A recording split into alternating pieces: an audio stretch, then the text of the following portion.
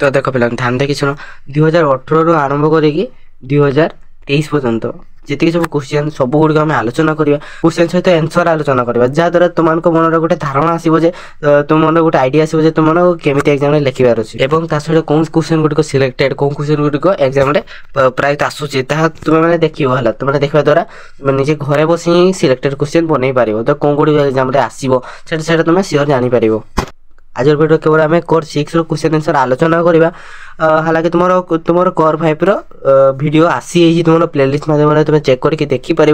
तो देख पिला माने जेते सब टॉपर पिला सब ही से प्रीवियस ईयर क्वेश्चन को ही फॉलो करथांती कारण तुम जदी क्वेश्चन पैटर्न ही जानिबो नाही तो एग्जाम जे कोनटा करिवो हमें फास्ट कौन जाना जे कौन को क्वेश्चन को कॉमन रोचे माने 2018 आरंभ करके 2023 भितर माने कौन यूनिट रो अधिक क्वेश्चन आसुची एवं कौन कौन क्वेश्चन कॉमन रोचे सेगा देखिबा जा द्वारा माने तुमे जानि पजे कौन क्वेश्चन टी प्रति वर्ष आसुची आउ कौन क्वेश्चन टी 2 वर्ष छाडी के आसुची आउ कौन क्वेश्चन टी 3 वर्ष छाडी के आसुची जा तो तुमे जानि पारिबो जे माने क्वेश्चन गुड़िक केते वर्ष थरे रिपीट हुए 2025 रे कोन एग्जाम रे कोन आसे पे जाउची तुमने घरे बसी के सब जानि परिबो हला। तो देखो पिला माने एगोडा हला गोटे ट्रिक बहुत पिला याको जानନ୍ତି नाही। देखो पिला माने एक नंबर करे कोन छै ना भाषा रो संज्ञा प्रदान करो हला बहुत गुरुत्वपूर्ण क्वेश्चन यह सत्य नु प्रमाणित होईची जे भाषा भाष धातु रे अप्रत्यय युक्त होई कि ना भाषा शब्द धातु रो व्युत्पत्ति होईची जार अर्थ कोन जार अर्थ होची व्यक्ति माने भाषी होते वक्त भाग रूपेण अभिव्यंगत भाषा अर्थात कौन अर्थात व्यक्तिवाणी रूप जहाँ अभिव्यक्त करा जाए ता ही भाषा। तो से भाव तुम भाषार डेफिनेशन दे पार भाव में भाषा शब्द ग्रीक प्रतिशब्द होची लोगोस यार अर्थ कौन यार अर्थ होची चिंता शक्ति है सेम तुम से लिखिदेव हो। तो देख पे क्वेश्चन कौन क्या राष्ट्रभाषा कहुए राष्ट्रभाषा क्या कहुए यही राष्ट्रभाषा को जातीय भाषा कहुए lingua franca on national language है जिते गोटे वरिष्ठ प्रामाणिक भाषा अन्य भूखंड में प्रामाणिक भाषा मान क्षेत्र में परिव्याप्त हो भिन्न भिन्न भाषा पारस्परिक भाव और विचार आदान प्रदान माध्यम रूप समस्त द्वारा स्वीकृत कौन समस्त राष्ट्रमय धारा यार प्रचलन क्षमता परिदुष्ट हुए। तो से ही भाषा को राष्ट्रभाषा जातीय भाषा कहुए राष्ट्रभाषा को राष्ट्रभाषा जातीय भाषा कहुए जमी गोटे एग्जांपल दूसरी तुम बुझीपार आम जमी भारत वर्ष हिंदी भाषा धीरे धीरे यही स्थान ग्रहण कर कौन राष्ट्रभाषार मर्यादा लाभ कर हिंदी भाषा प्रथम कौन था हिंदी भाषा भी प्रथम आंचलिक भाषा उपभाषा था यह कौन यह जिते धीरे धीरे मैंने अधिक स्थान ग्रहण कला से गोटे राष्ट्रभाषा रूपे नामित होगा सेमती आशा कर तुमने समस्त बुझीपार मो नंबर कौन अच्छे क्या उपभाषा कहुए उपभाषा क्या कहुए कौन से भाषा संप्रदाय अंतर्गत क्षुद्र क्षुद्र जो क्षुद्र क्षुद्र भाव में विभक्त गोष्ठी तथा अंचल मानक विभिन्नता क्रमे बास करुवा आदिवासी मनरे भावर आदान प्रदान प्रचलित भाषा को उपभाषा कौन तार इंग्राजी को डायलेक्ट मध्य कहुए तार इंग्राजी प्रतिशब्द कौन आम उपभाषार ताले कौन उपभाषा को कौन कहुए आम जो उपभाषा को विभाषा कहुए जदि उपभाषा जगह आसता क्या विभाषा कहुए भी तुम्हें यही डेफिनेशन टा लिखिपार है।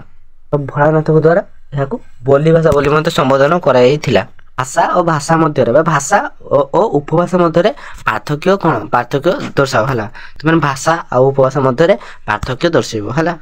भाषार उत्पत्ति संपर्क केउं सिद्धांत स्वर प्राचीन और तार नाम कौन एटा पढ़ाई तुमने भाषार उत्पत्ति है जो तुम अच्छी क्वेश्चन टा भाषार उत्पत्ति संपर्क सिद्धांत तुम जब 16 सिद्धांत पढ़ा करदेव ताहले तुमने कौन मुझे देखुची रो केतोटी क्वेश्चन आसूची तुम यही सिद्धांत रू देख तुम पढ़ाइला केतोटी क्वेश्चन एटा हूँ भाषार उत्पत्ति संपर्क केउं सिद्धांत देख केता क्वेश्चन पढ़ला देख तुमको 20 मार्क मिलूँ कौन ये जो तुम्हें जब ये भाषार उत्पत्ति संपर्क सिद्धांत जो 16 सिद्धांत जब पढ़ा करदेव से तुम्हें 20 मार्क पाइब है क्लास टी प्लेलिस्ट अच्छी चेक कर दियो है आज क्लास में कहीदे भाषार उत्पत्ति संपर्क सब प्राचीन सिद्धांत कौन सब प्राचीन सिद्धांत कौन दैवी उत्पत्ति सिद्धांत कौन कहुए तार इंग्राजी में डिवाइन थ्योरी मुझे कहुए। तो देख पिला माने से संपर्क में आउ टे जाना दैवी उत्पत्ति सिद्धांत क्या कहुए तो कौन यह हूँ भाषार उत्पत्ति संपर्क प्राचीनतम सिद्धांत बहु देश तो देख पे बहु देश से देश धार्मिक धारणा अनुजाई एक एक दैवी सिद्धांत कहले बुझाए। तो देख ना पृथ्वी सबू पदार्थ पर भाषा भगवान द्वारा सृष्टि लाभ कर कौन से मानुले। तो ଦେଖ ଭାରତୀୟ ପରମ୍ପରାରେ ବେଦର ଭାଷା ସଂସ୍କୃତ, ଔପନିଷଦ ବା ଦେବ ଭାଷା। ଔପମାନବ୍ୟ, ଔପରାବଣ, ପାସ୍କ, କୃଷ୍ଣ, ଦ୍ୱୈପାୟନ, ବ୍ୟାସ ପ୍ରଭୃତି ଏପରି ସିଦ୍ଧାନ୍ତକୁ ମଧ୍ୟ ସ୍ୱୀକାର କରିଛନ୍ତି। ଏଇ ଦୁଇ ସିଦ୍ଧାନ୍ତ ମିଶରୀୟ ମାନେ ସେମାନଙ୍କର ପବିତ୍ର ଗ୍ରନ୍ଥକୁ କହନ୍ତି ଦିଅନ୍ତ୍ର ଅର୍ଥାତ୍ ଦେବ ଭାଷା, ମନୁଷ୍ୟର ଭାଷା। କଣ ଦେବ ଭାଷା? କଣ ଦେବ ଭାଷା ମାନେ ମନୁଷ୍ୟର ଭାଷା। କ୍ୟାଥୋଲିକ ମାନଙ୍କର ମତରେ ହିନ୍ଦୁ ଭାଷା ଭଗବାନଙ୍କ ଦ୍ୱାରା କଣ ସୃଷ୍ଟ। ବର୍ତ୍ତମାନ ପାଲି ଭାଷାକୁ ବିଶ୍ୱର ମୂଳ ଭାଷା ଓ ଭଗବାନ ବୁଦ୍ଧ ଦେବଙ୍କର ଭାଷା ବୋଲି କୁହାଯାଏ। ହେରାକ୍ଲିଟସଙ୍କର ଧାରଣା ଥିଲା ଯେ ଶବ୍ଦ ଆକାଶର ସ୍ୱାଭାବିକ ଭାଗରେ ସୃଷ୍ଟି, ମନୁଷ୍ୟ ଦ୍ୱାରା ସୃଷ୍ଟି ନୁହେଁ। ତ ସେହିପରି ପ୍ଲାଟୋଙ୍କର ମତରେ କଣ ସମସ୍ତ ପଦାର୍ଥ ପରି ଭାଷା ପ୍ରକୃତ ପ୍ରଦତ୍ତ ବା ଦେବୀ ପ୍ରଦତ୍ତ ହେଲା। ତ କିଛି ଲୋକ ଏହାକୁ ସ୍ୱୀକାର କରିଛନ୍ତି, ତ କିଛି ଲୋକ ଏହାକୁ ସ୍ୱୀକାର କରିନାହାନ୍ତି। ଜେଜି ହଟ ତାଙ୍କର ଅରିଜିନ୍ ଅଫ୍ ଲାଙ୍ଗୁଏଜ ପୁସ୍ତକରେ ସେ ଲେଖିଥିଲେ ଯେ ଯଦି ଭାଷା ହେଉଛି ଦେବୀକୃତ, ତେବେ ପୃଥିବୀର ସବୁ ମଣିଷ ତ ଗୋଟେ ହିଁ କଥା ମାନେ ଗୋଟେ ହିଁ ଭାଷା କହିଥାନ୍ତେ। ସବୁ ପଦାର୍ଥକୁ ଯେ ଭଗବାନ ସୃଷ୍ଟି କରିଛନ୍ତି ଏହା ଭାବିବା ଭୁଲ। ମଣିଷ ମଧ୍ୟ କିଛି ଭାଷାକୁ ସୃଷ୍ଟି କରିଛନ୍ତି ହେଲା। ତାପରେ କଣ ସେ ଦେଖିବା, ଆମେ ଦେଖିବା ସଂକେତ ସିଦ୍ଧାନ୍ତ ମତରେ ଭାଷା କିପରି ସୃଷ୍ଟି ହୋଇଛି। ଫ୍ରାନ୍ସର ପ୍ରସିଦ୍ଧ ବିଦ୍ୱାନ ରୁଷୋ ଭାଷାର ଉତ୍ପତ୍ତି ସମ୍ପର୍କୀୟ ଏହି ସିଦ୍ଧାନ୍ତ ପ୍ରତିପାଦନ କରିଥିଲେ ଯେ ତାଙ୍କ ମତରେ ମନୁଷ୍ୟମାନେ କଣ ଆରମ୍ଭରେ ହସ୍ତର ସଂକେତ ଦ୍ୱାରା ଭାବର ଆଦାନ ପ୍ରଦାନ ସେମାନେ ଚେଷ୍ଟା କରିଥିଲେ, କିନ୍ତୁ ସେମାନେ ଯେତେବେଳେ ଦେଖିଲେ ଯେ କେବଳ ହସ୍ତର ସଂକେତ ଦ୍ୱାରା କଣ ସବୁ କାମ ଚଳିପାରୁନାହିଁ, ତ ସେତେବେଳେ ସେମାନେ କଣ ଏକତ୍ର ହେଇକି କେତେକ ଧ୍ୱନିକୁ ସେମାନେ ସଂକେତ ରୂପରେ ସ୍ୱୀକାର କରିଥିଲେ। ତ ସେଇ ଧ୍ୱନି ସଂକେତ ଶବ୍ଦ ରୂପରେ ମଧ୍ୟ ପରିଣତ ହେଲା। ସଂକେତ ସିଦ୍ଧାନ୍ତରେ ତମେ ଏତିକି ଲେଖିଦବ, ହେଇଗଲା ତୁମର 2 ମାର୍କ। ଯେ ତୁମର 6 ନମ୍ବରରେ ତୁମର ଅଛି ଅନୁକରଣ ସିଦ୍ଧାନ୍ତ। ଅନୁକରଣ ସିଦ୍ଧାନ୍ତ କଣ? ଏହି ଅନୁକରଣ ସିଦ୍ଧାନ୍ତକୁ ବୋବ ଥିଓରୀ ମଧ୍ୟ କୁହାଯାଏ। ସିଦ୍ଧାନ୍ତ ଅନୁଯାୟୀ ମନୁଷ୍ୟ ନିଜର ଚାରିପାର୍ଶ୍ୱରେ ଥିବା ପକ୍ଷୀ ମାନଙ୍କର ଧ୍ୱନିକୁ ଅନୁସରଣ କରି ଶବ୍ଦ ନିର୍ମାଣ କରିଥିଲେ। ଯେପରି ବିଲେଇର ମ୍ୟାଉ ମ୍ୟାଉ ରବ ଅନୁଯାୟୀ ଚୀନ ଭାଷାରେ ମ୍ୟାଉ, ହିନ୍ଦୀରେ ମ୍ୟାଉ, ମେ ସଂସ୍କୃତ କାକ, ଓଡ଼ିଆରେ ମ୍ୟାଉ ପ୍ରଭୃତି ପକ୍ଷୀମାନଙ୍କର ରାବକୁ କଣ କୁହାଯାଏ? ତାକୁ ଅନୁକରଣର ସୃଷ୍ଟି। ତ ଏହାକୁ ବୋବ ଥିଓରୀ ବୋଲି କିଏ ନାମ ଦେଇଥିଲେ ନା ମାର୍କ୍ସ ମାନେ ଏହାକୁ ହସରେ ଉଡ଼େଇ ଦେଇଥିଲେ ଏବଂ ତାକୁ ବୋବ ଥିଓରୀ ବୋଲି ନାମ ଦେଇଥିଲେ। ତ ଦେଖ ତୁମର ବୋବ ମାନେ କଣ? ବୋବ ହଉଛି ଇଂରାଜୀରେ କୁକୁରର ଭୂକା କଣ କୁହାଯାଏ? ବୋବ କୁହାଯାଏ। ସିଏ ଯେତେବେଳେ ଜାଣିଲେ ଯେ ମାନେ ଲୋକମାନେ କଣ କୁକୁରର ଭୂକା ଆଉ ଯୋଉ ବିଲେଇର ରାବ ପ୍ରଭୃତିକୁ ସେମାନେ ଅନୁକରଣ କରି କଥା କଣ ସେମାନେ ଅବିକଳ ଉଚ୍ଚାରଣ କରିବାକୁ ଚେଷ୍ଟା କରୁଥିଲେ, ତ ସେ ତାକୁ ହସରେ ଉଡ଼େଇ ଦେଇକିନା ବୋବ ଥିଓରୀ ନାମରେ ନାମକରଣ କରିଥିଲେ। ମୋ ସିଦ୍ଧାନ୍ତର ପ୍ରତିପାଦକ ଦେଖ ତୁମର କେତେ ସିଦ୍ଧାନ୍ତ ହେଲା? କେତେ ହେଲା ସିଦ୍ଧାନ୍ତ? 1 2 3 କେତେ 4ଟା ସିଦ୍ଧାନ୍ତ। ଏଇଟା ତୁମ ଲାଷ୍ଟ ସିଦ୍ଧାନ୍ତ ନା। ତୁମର ପ୍ରେମ ସିଦ୍ଧାନ୍ତର ପ୍ରତିପାଦକ ହେଉଛନ୍ତି କିଏ ନା ପ୍ରଫେସର ହଡସନ। ତ ଦେଖ ପ୍ରେମିକା ପାଖରେ ନିଜ ହୃଦୟର ଆବେଗ ସୃଷ୍ଟି କରିବା ପାଇଁ ବ୍ୟାକୁଳ ହୋଇ ଉଠେ। ତ ଏହା କେତେକ ଶବ୍ଦର ସୃଷ୍ଟି ଓ ଶବ୍ଦର ଭାଷ୍ୟ ହେଲା। ଏହି ଆବେଗରୁ ସୃଷ୍ଟି କରିବା ପାଇଁ ଯେଉଁ ମନରୁ ଯେଉଁ ବ୍ୟାକୁଳଟା ସୃଷ୍ଟି ଉଠେ ସେ ତାହାକୁ କଣ କହିଛନ୍ତି? ତାହାକୁ ପ୍ରେମ ସିଦ୍ଧାନ୍ତ କହିଛନ୍ତି ହେଲା। ତାପରେ ଦେଖିବା, ତାପରେ ଦେଖ ପିଲାମାନେ ବଢ଼ିଆ କଥାଟି କହିଲା ନା ଓଡ଼ିଆ ଭାଷାର କେତୋଟି ଆଞ୍ଚଳିକ ରୂପ ଅଛି। ତ ପ୍ରାୟତଃ ପିଲା ଜାଣିଥିବେ ନା ଓଡ଼ିଆ ଭାଷାରେ କେତୋଟି 3ଟି ଆଞ୍ଚଳିକ ରୂପ ଥାଏ। କଣ ତୁମର ଫାଷ୍ଟ ହେଉଛି ପଶ୍ଚିମ ଓଡ଼ିଶା ଉପଭାଷା, ଯୋଉଟାକି ତୁମର ରହିଲା ସମ୍ବଲପୁରୀ ଭାଷା, ସୁନ୍ଦରଗଡ଼, କଳାହାଣ୍ଡି ଇତ୍ୟାଦି। ଆମେ ଓଡ଼ିଆରେ କହୁଛେ ବିଲାତି ବେଙ୍ଗଳ, ସେମିତି ତାକୁ ସମ୍ବଲପୁରରେ ପାତଲ ଘଣ୍ଟା କୁହାଯାଏ। ସେମିତି ଘଷିକୁ ଆମେ ଯେଉଁ କହୁଛେ ଘଷି ହେଲା, ଗୋବର ଘଷି, ତ ସେ ଘଷିକୁ ସେମାନେ କଣ କହନ୍ତି? ସେମାନେ ଛେନା କୁହନ୍ତି। ସେମିତି କଖାରୁକୁ ମାଖନ। ତାପରେ ଯଦି ଆମେ କହୁଛେ ତାହା କଣ? ତାହାକୁ ସେମାନେ ହେଟା ବୋଲି କୁହନ୍ତି, ହେଟା।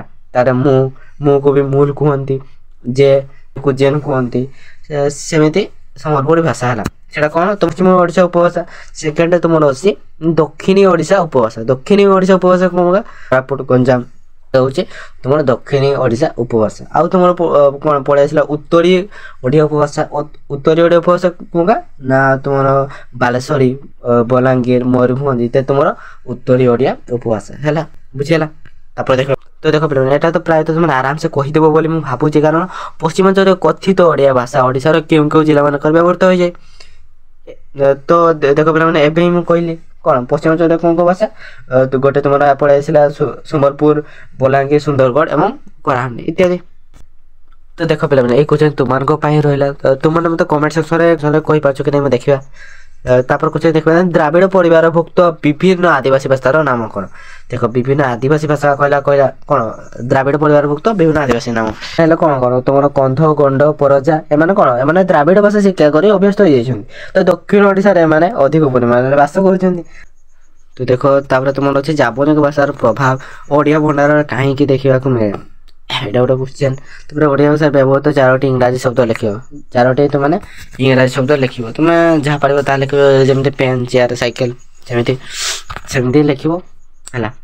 तापर आम लंग क्वेश्चन आड़क जा देख पे जदि सब प्रकार सर्ट क्वेश्चन विषय आलोचना करवा तो भिडियोटी कौन अधिक अधिक लंबा हो तो आम कौन 2018-2023 आलोचना करा आम केवल क्वेश्चन गुड़िक आलोचना कर दे। तो परवर्ती क्लास तुमको जिते तुम कमेंट कर आम क्वेश्चन सहित आंसर गुड़िक डिस्कस कर। तो चलो आज भिडियो खाली आम क्वेश्चन को ही देखा। भाषार संख्या प्रदान पूर्वक भाषार स्वरूप एटा पढ़ा तुम भाषार स्वरूप लंग क्वेश्चन।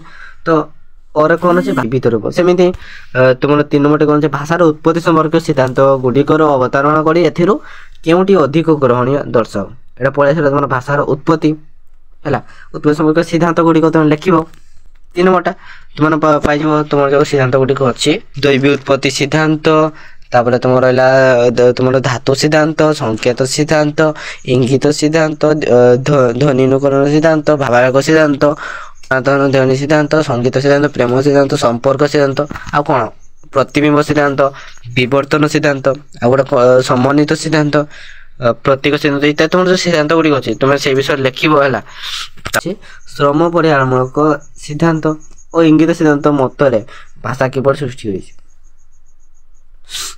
तुमने यहाँ लिखिपार कि तुमने यहाँ मत लिखिपार जो बेटर लगे से लिखिपार तुम भाषार उत्पत्ति सिद्धांत गुड़िक तुमने कौन सीरियल बाय सीरियल टिके एक्सप्लेन करके लिख और यहाँ तुम श्रम परिहारमूलक सिद्धांत और तुम इंगित सिद्धांत यही दुईटा को एक्सप्लेन करके बड़ लिखापी पड़ो तुमको है।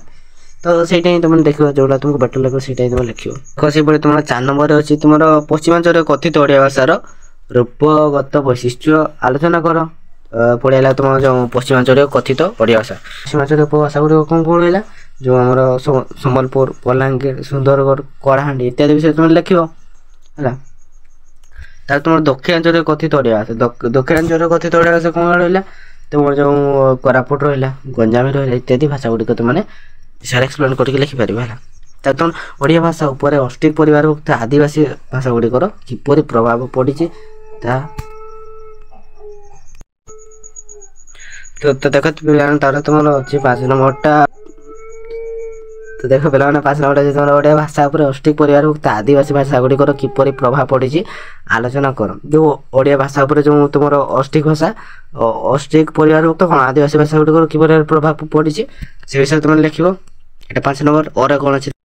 तो देख और तुम अच्छी ना ओडिया भाषा उपर इंग्राजी भाषार प्रभाव कहीं और किपरि पड़ी आलोचना कर तुम से लिखिपार कि यहाँ मत लिखिपार है। तुम हो 4टा लंग क्वेश्चन सरीगला आम तापर क्वेश्चन देखा यहाँ तुम 2022 क्वेश्चन आलोचना कले है एना 2018 क्वेश्चन देखा।